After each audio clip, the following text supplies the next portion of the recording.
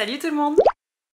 On se retrouve aujourd'hui pour le premier épisode de la nouvelle saison des vlogs crash test. C'est un concept de vidéo que j'avais créé l'année dernière qui a pour but de me challenger à lire un titre d'un auteur ou d'une autrice avec lequel ça le fait pas trop ou avec lequel j'ai des hauts et des bas. Et pour ce premier épisode de la saison 2 des vlogs crash test, parce que oui forcément on est en 2025, donc on est passé à une nouvelle saison, eh bien je vous propose tout simplement de partir sur la découverte de Bride de Ali Hazelwood. Et alors on n'est pas tout à fait dans les critères du vlog crash test, puisque Ali Hazelwood je l'ai déjà découvert avec The Love Hypothesis il y a 2 ans et Love on the Brain l'année dernière, et c'est à chaque fois des lectures qui m'ont énormément plu. The Love Hypothesis j'ai adoré, et Love on the Brain j'ai juste adoré. Dans tous les cas, ça avait été des très chouettes lectures. Donc forcément, vous devez vous poser la question, Olivia, pourquoi tu as choisi de lire du Ali Hazelwood pour un vlog crash test alors que tu sais que tu l'aimes? Tout simplement parce que Bride, ici présent, c'est de la romantasy. C'est une histoire d'amour, j'imagine, entre une vampire et un loup-garou. Et moi, la romantasy, ça, c'est pas du tout un genre qui me plaît. Et vraiment, si on m'avait dit un jour que j'allais me lancer dans la lecture de Bride, j'aurais rigolé. Mais comme quoi tout peut arriver, puisque c'est la lecture qui a été choisie par le Music and Books Club, qui est le book club du Music and Books Challenge que j'anime. C'est un challenge qui se déroule tout au long de l'année, et sur chaque mois, je vous propose une thématique différente en rapport avec la musique. Et par exemple, au mois de février, pour lequel on lit Bride donc, je vais vous proposer une thématique Wicked Game où il faut tout simplement lire un livre avec une histoire d'amour. Et ça marche avec tout type d'histoire d'amour, que ce soit donc de la romantasy comme ici avec Bride, mais aussi des histoires d'amour dramatiques, des histoires d'amour genre comédie romantique, avec smut, sans smut, des classiques de la littérature. Peu importe, tant qu'il y a une histoire d'amour. Et donc le book club avait le choix, une petite sélection pour pouvoir voter entre différents titres, et c'est Bride qui est sorti vainqueur. Et je me suis dit que c'était l'occasion parfaite de relancer les vlogs crash test avec Bride, parce que certes, autrice que j'apprécie beaucoup, mais dans un genre que je n'apprécie pas du tout. Si vous entendez ronfler derrière, c'est Ruby. Elle est juste là. Voilà. Elle fait du gros dodo. Bref, tout ça pour vous dire que j'ai peur. J'ai vraiment peur de ce qui va pouvoir se passer là-dedans.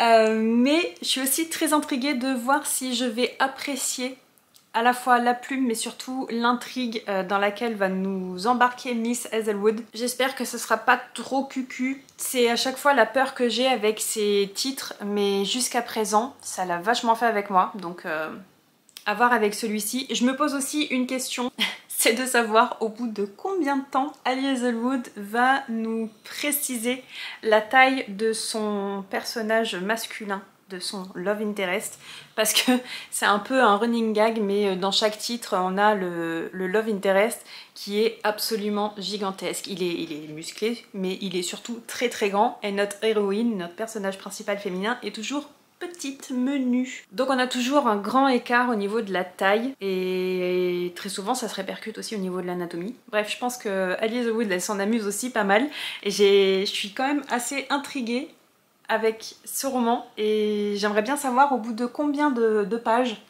on va nous préciser que Monsieur Lowe est très grand. On va voir. Bon, et du coup, je pense que je vais profiter de ma petite berceuse personnelle pour entamer ma lecture dès à présent.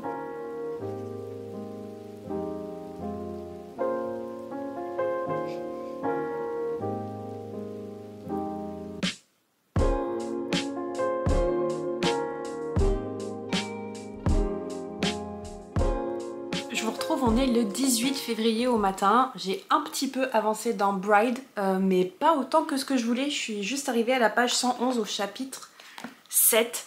Et du coup, je voulais vous faire un petit retour sur la petite portion de lecture que j'ai pu faire. Je pense que je suis environ à un quart du livre seulement. Et si j'ai pas avancé autant que ce que j'ai voulu, c'est parce que j'ai pas vraiment eu le temps de lire. Mais en soi, je retrouve la plume, la patte de Ali Hazelwood, dans le sens où c'est toujours écrit et c'est hyper fluide, c'est sympa à lire. Ça se lit tout seul en fait. Des petites touches d'humour, de légèreté par-ci par-là. Ça fait toujours plaisir. Elle a pas du tout changé son style d'écriture. Ça me rassure. Et d'ailleurs, avant que j'oublie, on a bien retrouvé ce trope, entre guillemets, ce petit critère du love interest, du personnage masculin principal, qui est 10 fois trop grand. J'ai l'impression qu'elle s'est un petit peu calmée parce qu'elle l'a seulement cité 2 fois jusqu'à présent. Une fois à la page 56 et une fois à la page 91. Et alors je l'ai relevé mais ça m'a pas plus choqué que ça. Donc page 56 c'est la première fois où elle dit qu'il est vachement grand par rapport à notre héroïne. Et encore, je trouve que ça passe pas mal. Donc page 56, on nous dit « Avec ses escarpins, je dépasse pourtant le mètre 80, mais il reste plus grand que moi. » Et à la page 91, elle nous dit « Ça me rappelle notre mariage, et cette fois, je ne porte même pas de talons. Il me domine donc de toute sa hauteur, et je ne me suis jamais sentie aussi petite. » Ça reste encore assez réaliste comparé à certaines choses que j'avais déjà lues, notamment dans The Love Hypothesis, où vraiment le mec, il mesurait 2,50 m. Bref, autrement, pour vous parler un petit peu plus généralement de ce roman, on est dans une romantaisie, oui et non. Je pensais que l'univers de fantasy allait être beaucoup plus présent que ça, et en fait on est même plutôt dans un univers fantastique, puisque les vampires, les loups-garous et les humains vivent ensemble, mais les clans sont quand même bien définis. De façon générale, les vampires vivent d'un côté, les loups-garous de l'autre, et les humains dans leur monde aussi. Mais ils ont connaissance les uns des autres et ils essaient d'avoir des relations diplomatiques, on va dire. Ça reste tendu, mais ça se passe. Et on apprend très rapidement que notre héroïne, qui s'appelle Misery, est donc une vampire, elle fait partie du clan des vampires. Elle est la fille du vampire le plus puissant du clan, mais elle a vécu en grande partie avec les humains. Ils ont un espèce d'échange collatéral tous les 10 ans, où on va envoyer l'enfant du plus puissant vampire chez les humains et l'enfant du plus puissant des humains chez les vampires. Donc elle, à l'âge de 8 ans, elle a été envoyée vivre chez les humains, et ce jusqu'à l'âge de 18 ans où elle a pu rentrer chez elle, chez les vampires, sauf que elle n'a jamais trouvé sa place chez les vampires, elle n'a jamais trop trouvé sa place non plus chez les humains, mais elle a quand même préféré repartir vivre dans le monde des humains, quitte à cacher son identité de vampire. Et je trouve ça plutôt intéressant parce que malgré le fait qu'elle soit une vampire, finalement, elle n'a pas tant l'éducation vampirique que ça, elle a plus une éducation humaine. D'ailleurs, sa meilleure amie, c'est une humaine, elle s'appelle Serena, elle la considère comme sa sœur adoptive, et je vous en parle parce que c'est aussi plus ou moins le centre de l'intrigue finalement. Il y a cette histoire de mariage arrangé entre Misery et Lowe, et en fait c'est un mariage arrangé qu'elle va accepter très vite parce que Serena, sa meilleure amie, a disparu et elle estime que Lowe c'est son suspect principal. Donc il y a quand même ce trope de mariage arrangé qui me faisait peur parce que c'est un concept que j'accepte pas vraiment. Mais je me suis dit que j'allais le tenter dans un monde de fantasy parce que ça reste quand même moins réaliste, et j'ai apprécié le fait qu'il y ait justement ce trope de mariage arrangé, mais qui est accepté par notre personnage principal féminin pour une très bonne raison. Elle n'a pas vraiment été forcée par sa famille, par son clan,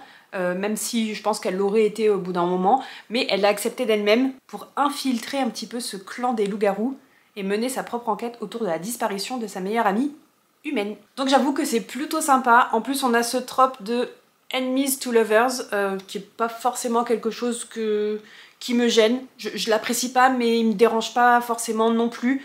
D'autant plus que là c'est bien amené parce que à la fois Misery et Lowe sont ennemis forcément l'un contre l'autre, mais ils sont pas ennemis contre l'individu. Ils détestent pas l'individu en lui-même, quoique.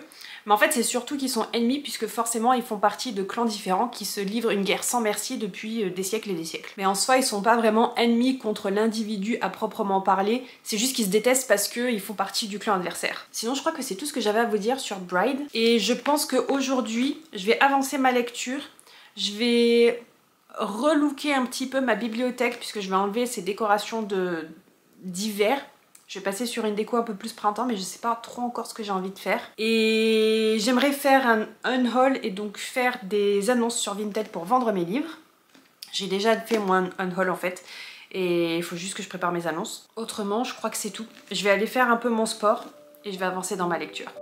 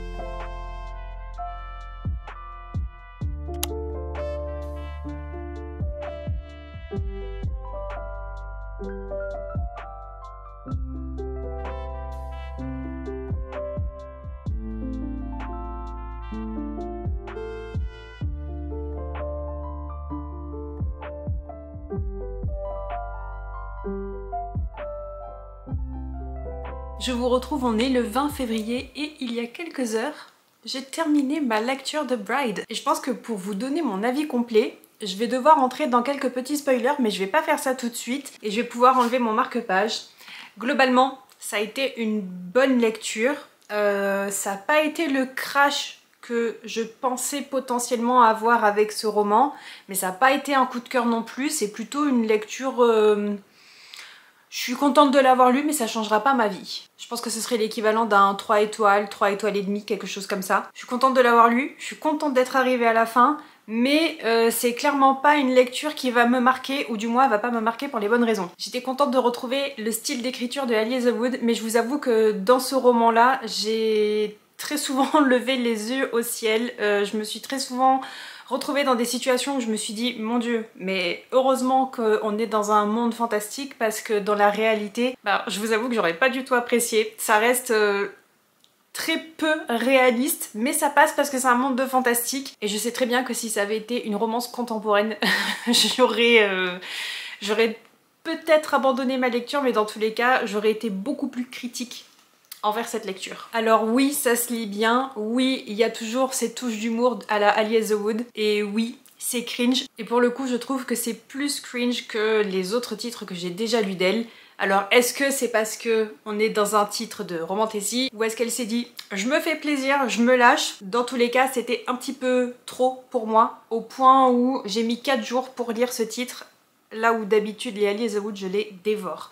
Et pour tout vous dire, à peu près à la moitié ou aux 2/3, je sais pas trop bien, je me suis dit que si ça avait pas été du Ali Hazelwood, je l'aurais lu en diagonale et je l'aurais terminé rapidement juste pour passer à autre chose, voire même je l'aurais abandonné juste parce que j'avais pas vraiment d'intérêt et que la romance était un peu trop parfaite. En fait c'est un peu marrant, mais ça me faisait penser au malheur des Barbie avec lesquelles je jouais quand j'étais petite avec mes sœurs, et on leur faisait traverser tout un tas de malheurs, mais elles avaient de la chance parce qu'elles avaient un beau gosse avec elles, et du coup c'est un peu ce que j'ai retrouvé là-dedans. Donc oui, évidemment, c'est pas de la grande littérature, mais c'est pas du grand Ali Hazelwood pour moi. Je comprends parfaitement pourquoi il y a énormément de monde qui ont apprécié cette lecture, mais de mon côté, ça confirme le fait que la romantasy, il faut que je garde mes distances avec, parce que je prends pas forcément de plaisir à lire, mais je prends du plaisir à critiquer, à lever les yeux au ciel et à me dire oh mon Dieu.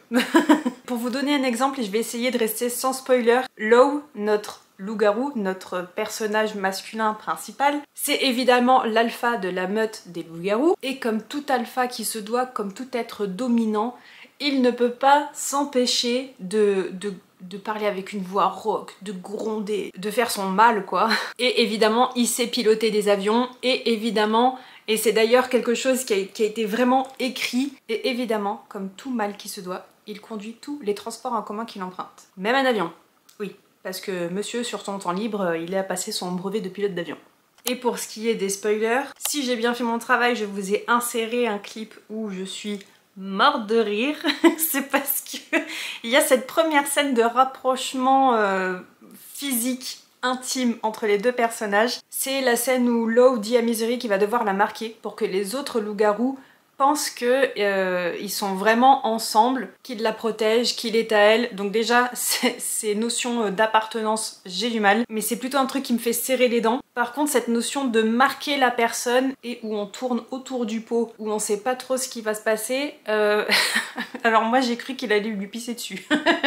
Parce que, écoutez, c'est un loup-garou qui s'adresse à une vampire en lui disant « je vais devoir te marquer » et il arrête pas de le dire « je vais te marquer, je vais te marquer, je vais te marquer ». Pour que les autres puissent sentir mon odeur sur toi, je vais devoir te marquer. Et il commence à se déshabiller et moi je me suis dit putain mais il va lui pisser dessus. Sauf que non. Mon cerveau est parti dans la direction logique de la chose. Les chiens, qui sont donc apparentés aux loups-garous, ils font pipi pour marquer leur territoire. Donc c'est ce que Lo va faire sur Misery. Mais j'avais un petit peu oublié que j'étais dans une romance et on peut transmettre son odeur à quelqu'un autrement qu'en lui pissant dessus. Donc en fait ils vont juste se frotter l'un à l'autre de façon très très sensuelle, et moi je pouvais pas m'empêcher d'imaginer qu'il allait lui faire pipi dessus. Ça me fait d'ailleurs penser qu'il y a aussi pas mal de scènes où justement comme ils tournent autour du pot, où ils se disent pas forcément les choses. Bon déjà il y a évidemment ce trope de la non-communication ou de la mauvaise communication et ça me gonfle un peu.